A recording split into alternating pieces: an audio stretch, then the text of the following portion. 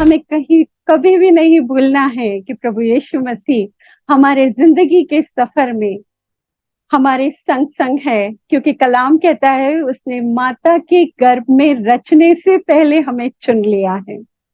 और न केवल चुन लिया है, अपने लिए ठहरा भी लिया है और अपने द्वारा, हमारे द्वारा उसके राज्य का काम भी करवाता है। प्रभु का धन्यवाद हो कि वो हम उसके बेटे और बेटियां चुने हुए हैं। ये उसकी दया है, उसका अनुग्रह है कि वो हम पर उंडेलता है। आइए हम कलाम में चलें और वहां पर आप चलेंगे मेरे साथ सबोपदेशक की किताब, उसका 11 अध्याय और वचन 9। बड़ा खूबसूरत सा वचन है जो मैं आपके सामने पढ़ने जा रही हूँ। है जवान, अपनी जवानी में आनंद कर, अपनी जवानी के दिनों में मगन रहे, अपनी मनमानी कर और अपनी दृष्टि, अपनी आंखों की दृष्टि के अनुसार चल। वचन यहाँ खत्म नहीं हो रहा है, वचन आगे कहता है परंतु। और जहां खुदा के कलाम में परंतु आया है वहां चौकन्ने हो जाइए, क्योंकि खुदा का कलाम कुछ बड़ी बात कह रहा है। और यहाँ पर परंतु आने के बाद में जो वचन पूरा होता है, वो वचन पूरा होता है, परंतु यह जान रख कि इन सब बातों के विषय परमेश्वर तेरा न्याय करेगा। परमेश्वर महान है, फ्री विल देता है। और यहाँ कलाम में यदि आप देखेंगे तो पहली बात खुदा का कलाम कहता है अपनी जवानी में आनंद कर, अपनी जवानी के दिनों में मगन रहे। दूसरी बात, तीसरी बात वो कहता है मनमानी कर। और चौथी बात कहता है कि अपनी आंखों की दृष्टि में उसके अनुसार चल। ये चार बातें खुदा का कलाम कहता है। और उसके बाद में जो कलाम कहता है वो कहता है परंतु जान रख, प्रभु ने हमें फ्री विल दिया है और इस फ्री विल से हम अपना जीवन यापन करते हैं, हमारा जीवन चलाते हैं। तो हम कैसे चलाते हैं? क्योंकि ये सब कुछ करने के बाद वचन कहता है परंतु यह जान रख कि इन सब बातों के विषय में परमेश्वर तेरा न्याय करेगा। और अभी हमने गीत में देखा है कि जिंदगी के सफर में यीशु हमारे संग संग है, वो कभी हमें छोड़ेगा नहीं, हमें प्यार करना नहीं छोड़ेगा। इसीलिए हमको उसके संग संग रहना है। और जब यीशु हमारे संग है तो क्या हम ये चार बातें जो यहाँ पर लिखी हुई है कि हे जवान अपनी जवानी में आनंद कर, तो हम किस प्रकार का आनंद करते हैं? दूसरा प्रश्न आता है अपनी जवानी के दिनों में मगन रहे, किन बातों में मगन है? अपनी मनमानी कर। कौन सी मनमानी कर रहे हैं हम? किस बात में हमारी मन की चलती है? क्योंकि हम जानते हैं कि उत्पत्ति की किताब में जब आदम और हवा को रखा गया, वहां पर आदम ने कौन सी मनमानी की थी? खुदा तेरी इच्छा नहीं, मेरी इच्छा यहाँ पूरी होगी और मैं उस फल को खाऊंगा। तो किस मनमानी की बात कर रहे हैं? और उस मनमानी का हर्जाना प्रभु यीशु मसीह ने गत्समनी बाग में प्रार्थना करके कहा, प्रभु जी मेरी नहीं परंतु तेरी इच्छा पूरी हो। और खुदा की इच्छा पूरी करके प्रभु यीशु मसीह ने आपको और मुझे बचा लिया है। उस सूली पर बहे हुए लहू के द्वारा, उस कोड़े खाने के द्वारा, उन सारी बातों के द्वारा जिसमें जो सजाएं हम पर होनी चाहिए थी, जो मनमानी हमने की थी, वो सारी मनमानियों की जो सजा है, वो न्याय जो था, वो सारा न्याय प्रभु यीशु मसीह ने सूली पर उठा लिया है। और यहाँ पर कलाम कहता है परंतु यह ज्ञान रख कि इन सब बातों के विषय में परमेश्वर तेरा न्याय करेगा। जीवन किस तरह बिता रहे हैं और उस जीवन का न्याय परमेश्वर करने वाला है। और यहाँ जवान के विषय में लिखा है, स्पेसिफाई कहा है हे जवान। और ऐसे ही हम एक जवान की घटना देखेंगे, जो घटना पाई जाती है प्रेरितों की किताब, उसका 20 अध्याय और उसका वचन 7 से लेकर 12 में। यहाँ एक जवान का वर्णन किया गया है और इस जवान को ध्यान में रखते हुए हमें कुछ बातों को अपने जीवन में लागू करना है। और ये जवान का नाम क्या है? ये जवान का नाम है यूतुकुस। और स्पेशली इतने सारे जवान लोग प्रभु यीशु मसीह की सेवकाई में या वचन में आए हैं, परंतु इस जवान के का नाम यहाँ दर्ज किया गया है। कुछ विशेष बात के लिए यहाँ पर ध्यान आकर्षित किया गया है। और यहाँ पर कुछ इस प्रकार से लिखा हुआ है कि सप्ताह के पहले दिन जब हम रोटी तोड़ने के लिए इकट्ठे हुए, यहाँ पर वर्णन किसका हो रहा है? पौलुस की जो तीसरी यात्रा थी। तीसरी यात्रा में वह त्रेओस नामक जगह पर पहुंचता है और वहां पर वह वचन शेयर करने के लिए, और यहाँ पर क्या लिखा है? सप्ताह के पहले दिन जब हम रोटी तोड़ने के लिए इकट्ठे हुए। कल हमारा वह दिन है जब हम रोटी तोड़ने के लिए इकट्ठे होंगे। कल सब महीने का पहला दिन और पहला इतवार है। खुदा हमें तैयार कर रहा है कि हम जब रोटी तोड़ने के लिए इकट्ठे हुए तो ये जवान के जीवन के बारे में परमेश्वर हमसे बात करना चाहते हैं। और यहाँ पर लिखा है, तो पौलुस ने जो दूसरे दिन चले जाने पर था उनसे बात की। जितने लोग यहाँ पर इकट्ठे थे, पौलुस को दूसरे दिन जाना था, इसलिए पौलुस सबसे बात कर रहे थे। और बात करते करते कितना समय बीता? यदि कलाम आपके पास में है तो ये कलाम निकालेंगे और उसके साथ साथ चलेंगे। और यहाँ पर समय का भी वर्णन दिया गया है। और आधी रात तक बातें करता रहा। खुदा के कलाम में, खुदा की बातें करने में वह ऐसा धुन था कि उसे समय का ध्यान नहीं था। न केवल पौलुस, पर वहां पर जितने लोग जमा हुए थे वे सारे के सारे खुदा का कलाम सुनने के लिए, पौलुस से कुछ सीखने के लिए यहाँ पर इकट्ठा हुए थे। जिस अटारी पर हम इकट्ठे थे उसमें बहुत दिए जल रहे थे। उस समय जैसा ट्यूबलाइट और बड़ी बड़ी रोशनियां, सर्च लाइट ऐसी नहीं हुआ करती थी। दियों की रोशनी में यहाँ पर सभा चल रही थी। और यूतुकुस नाम का एक जवान खिड़की पर बैठा हुआ था। खुदा का कलाम हमें बहुत अच्छे से सिखाता है। यहाँ पर वो कहता है, कलाम कहता है कि वो खिड़की पे बैठा था। इसका मतलब है कि अंदर उसके पास बैठने के लिए जगह नहीं थी। आज की तरह जैसे हम चर्चेस में जाते हैं, बड़े बड़े सोफे, एयर कंडीशनर, बड़ी अच्छी कुर्सियां, ये सारी सुविधाएं खुदा बाप ने हमें दी हैं और हमें आराम से बैठकर हम खुदा का कलाम सुनते हैं। पर इस जवान के बारे में लिखा है कि यहाँ पर बहुत सारे लोग इकट्ठे हुए थे। इस जवान को बैठने के लिए जगह नहीं मिली थी। तब उसने क्या किया? वह खिड़की पर बैठ गया।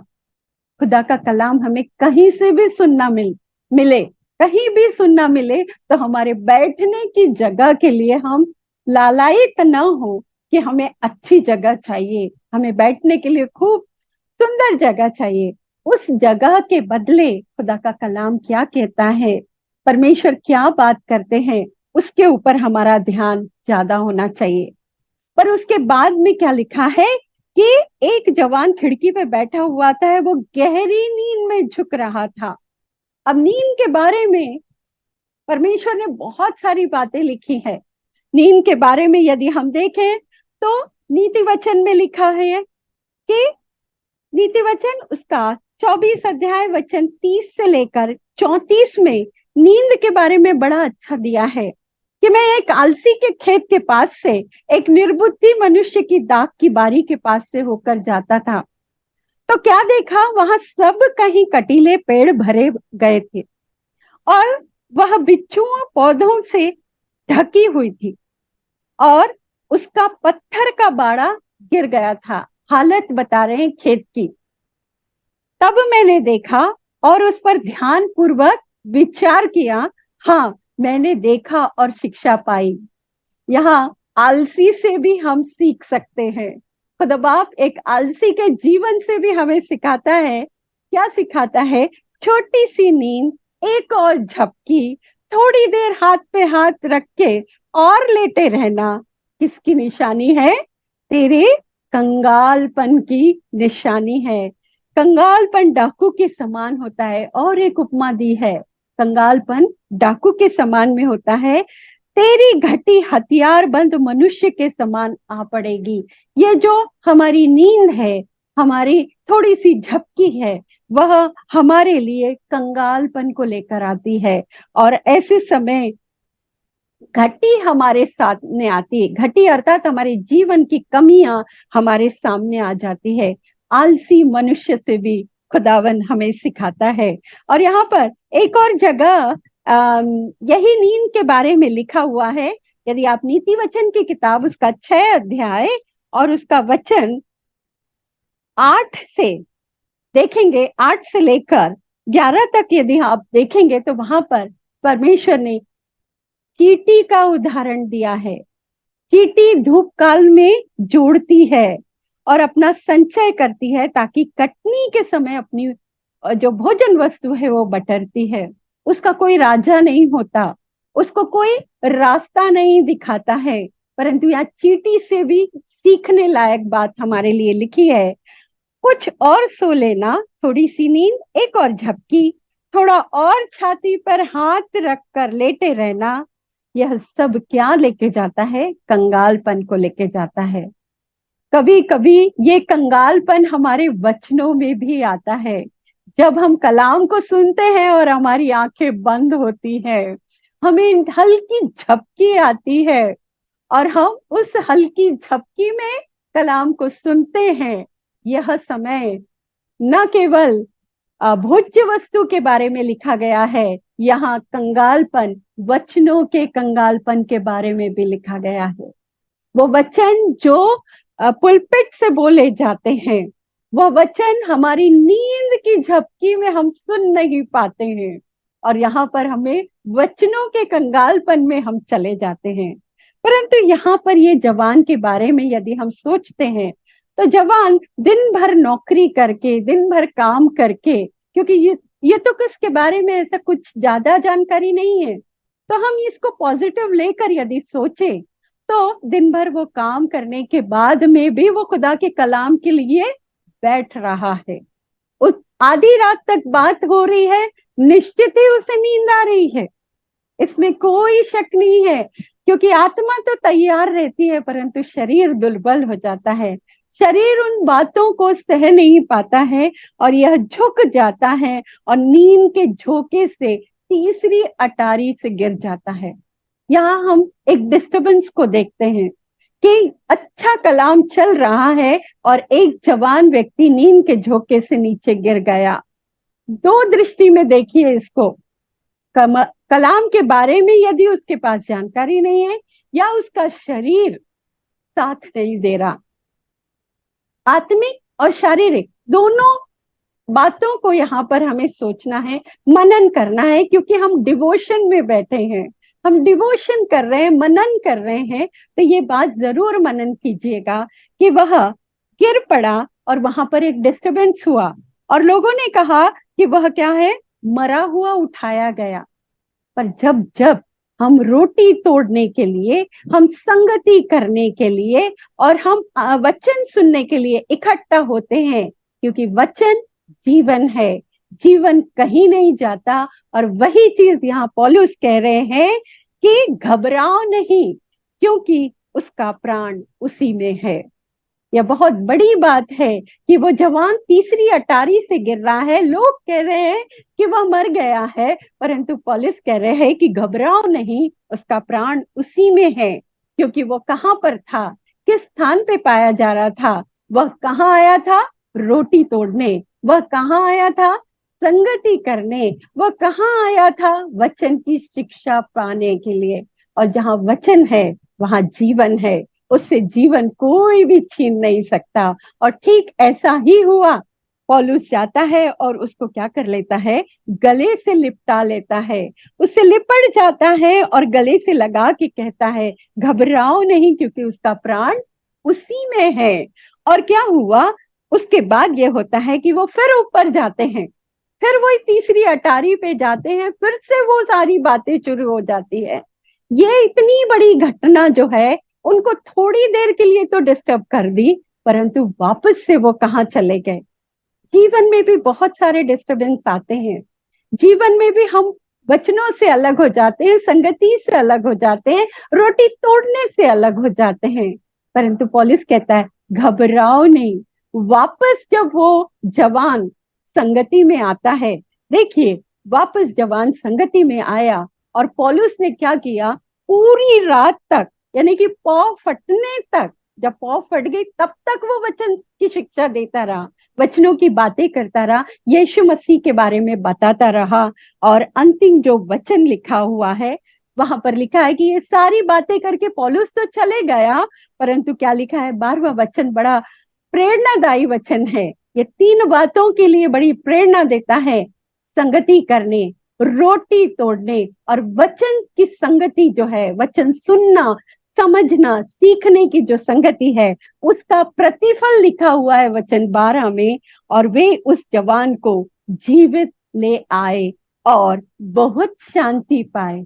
वचन हमें शांति देता है, वचन हमें जीवन देता है। ये जवान का बड़ा सुंदर सा उदाहरण यहाँ पर हमें देखने के लिए मिलता है। नींद के बारे में प्रभु यीशु मसीह ने एक बात कही जो कि पाई जाती है लूका रचित सुसमाचार और उसका 21वां अध्याय और वचन 34 से 36। यदि किसी को मिलता है तो पढ़िएगा। लूका रचित सुसमाचार उसका 21वां अध्याय और वचन 34 से लेकर वचन 36 तक, 34 to 36। यहाँ यूं लिखा हुआ है, इसीलिए सावधान रहो, ऐसा न हो।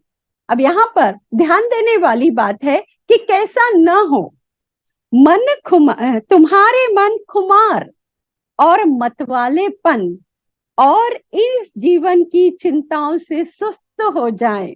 नींद के बारे में बात कर रहे हैं और उसके बाद नींद अर्थात सुस्ती जो है वह उसके बारे में बात कर रहे हैं। तो प्रभु यीशु मसीह चेतावनी दे रहे हैं कि इसलिए सावधान रहो, ऐसा ना हो कि तुम्हारे मन खुमार, मतवालेपन और इस जीवन की चिंताओं से सुस्त हो जाए। अंडरलाइन कर लीजिए, सुस्त नहीं होना है, हमेशा हमें जागृत रहना है। और वह दिन तुम पर फंदे के समान अचानक आ पड़े। कौन से दिन की बात कर रहे हैं? प्रभु यीशु मसीह के बादलों पे आने वाला दिन, उस दिन की यहाँ बात कर रहे हैं। क्योंकि प्रभु यीशु मसीह ने हमें नहीं बताया है, वो पिता जानता है कि प्रभु यीशु मसीह का बादलों पे आना कब होगा। तो वह दिन अचानक आ पड़े, कितने छोड़ दिए जाएंगे, कितने उठा लिए जाएंगे। ये खुदा की रहमत रहेगी यदि हम जागते रहें। और यह हमारा काम है कि हम सुस्त न रहे, हमारे मन खुमार से न भरे, मतवालापन हम में ना आए और जीवन की चिंता, इस जीवन की चिंता में हम सुस्त हो जाएं। इस जीवन की चिंता हमें नहीं करना है, क्योंकि इस जीवन की चिंता तो प्रभु ने हमारे लिए सब कुछ कर दी गई है।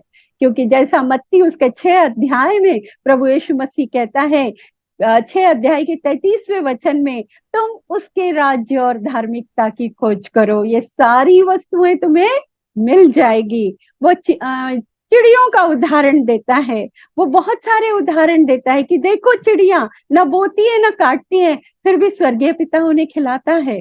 तो वो वचन यहाँ कहता है, इस जीवन के चिंता तुम मत करते हुए या चिंता करते हुए तुम सुस्त ना पड़ो। और किस लिए जागते रहो? क्योंकि पृथ्वी पर क्योंकि वह सारी पृथ्वी के सब रहने वालों पर इसी प्रकार अचानक आ पड़ेगा।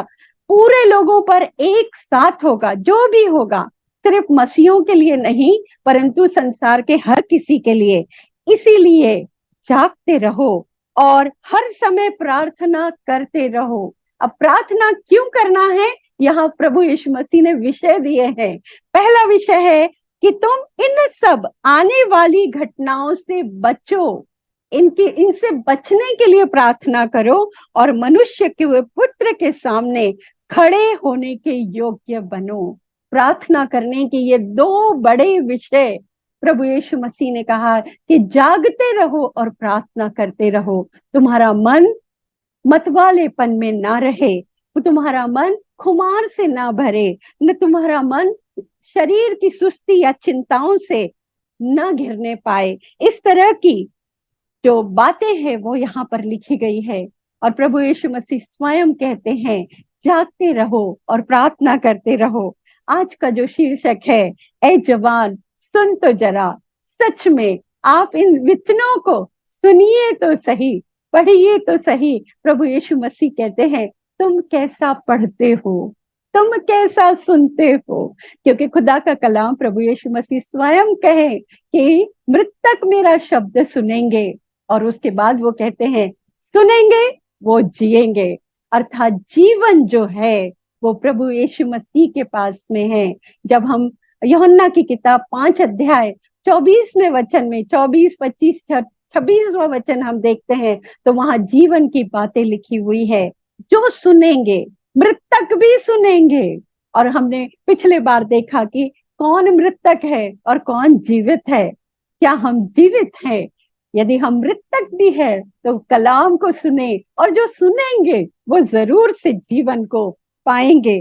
तो ये जवान के लिए जो विशेष उल्लेख किया गया है, आज हम जो मनन कर रहे हैं कि जवान, हम सब बोलते हैं हम अभी जवान हैं, अभी हम सारे काम कर सकते हैं। और मैं तो प्रार्थना करूंगी प्रभु में आप हमेशा जवान रहिए, और प्रभु में हमेशा कार्यरत रहिए, जागते रहिए, प्रार्थना करते रहिए, ताकि हम उन आने वाली घटनाओं से, जो घटनाएं मत्ती उसके 25 में लिखी है, 24 में लिखी है, जो घटनाएं प्रभु यीशु मसीह ने खुद बताए हैं, उन घटनाओं से बचने के लिए हमें प्रार्थना करना है। और सबसे बड़ी प्रार्थना हमें ये करना है कि हम प्रभु यीशु मसीह के सामने, उसके परमेश्वर के पुत्र के सामने खड़े रह सके।